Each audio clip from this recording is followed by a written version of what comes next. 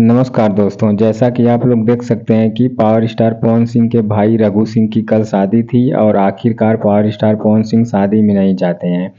आरा के किसी होटल में शादी का सारा फंक्शन हुआ है, तो आप लोग देख सकते हैं अपनी मोबाइल स्क्रीन पे कि रघु सिंह और उनकी पत्नी का जो जयमाल का रस्म है वो होता हुआ, और पावर स्टार पवन सिंह जो कि काफ़ी समय से न्यूज़ चल रहा था कि पावर स्टार पवन सिंह अब आएंगे, कब आएंगे।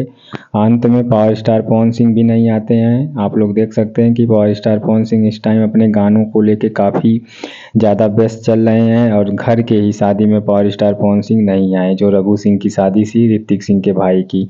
तो आप लोग देख सकते हैं कि जयमाला की जो रस्में हैं, जयमाला हो रहा है। आप लोग अपने मोबाइल स्क्रीन पे देख सकते हैं कि रघु सिंह यही हैं जो पावर स्टार पवन सिंह के भाई हैं। तो फाइनली कल उनकी शादी थी और जयमाला भी हो चुका है। तो आप लोग देख सकते हैं कि पावर स्टार पवन सिंह नहीं आए।